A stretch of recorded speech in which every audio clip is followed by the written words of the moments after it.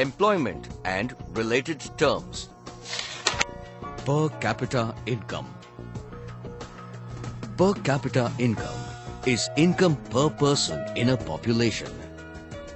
Per capita income is often used to measure a country's standard of living. It is a useful economic indicator for an area. Basically, the per capita income is how much income each individual of a population would receive if the area's total income were divided equally among all members of the population.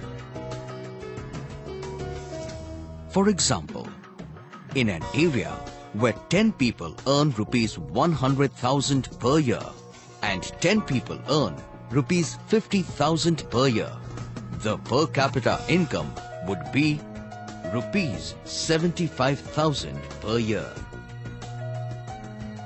When looking at statistics, per capita income can be a good general way of assessing a nation's wealth.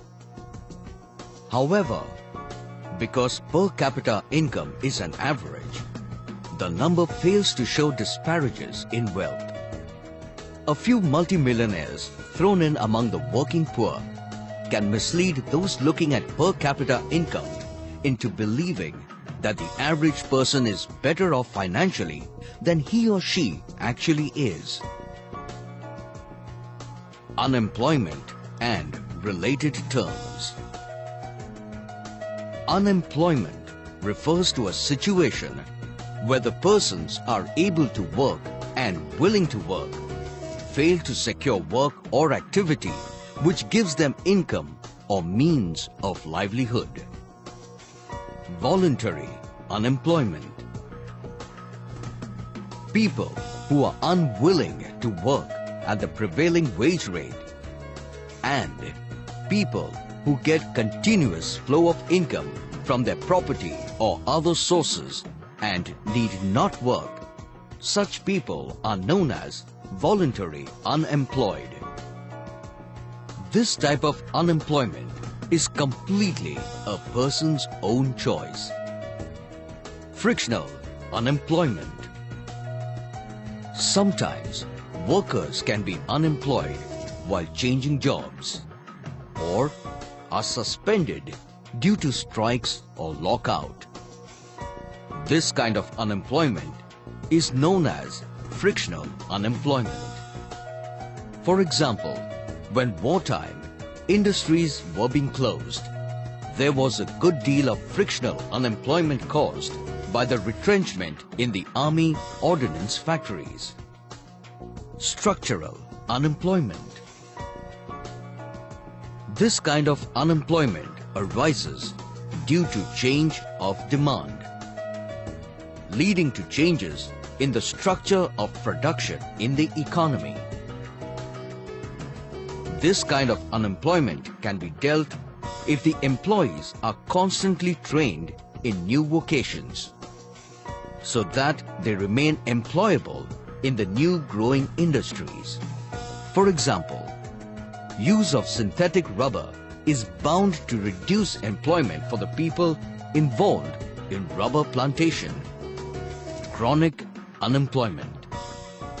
When unemployment tends to be a long-term feature of a country, it is called chronic unemployment.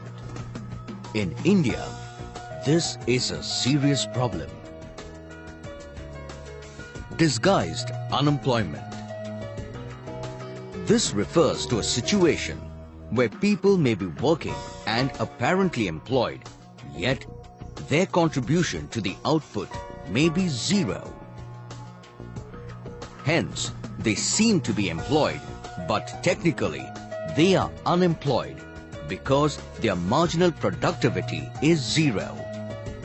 For example, in 1 acre of agricultural land with 2 persons working on daily basis, an output of say 1000 kilograms of wheat is produced.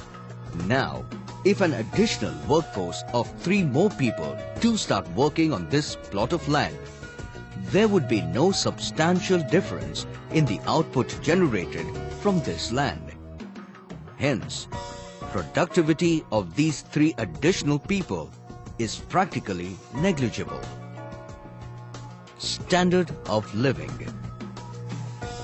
In simplest terms, standard of living is a level of material comfort as measured by the goods, services, and luxuries available to an individual, group, or a nation. It includes factors such as income, quality and availability of employment, class disparity, poverty rate, quality and affordability of housing, hours of work required to purchase necessities, GDP, inflation rate, to name a few.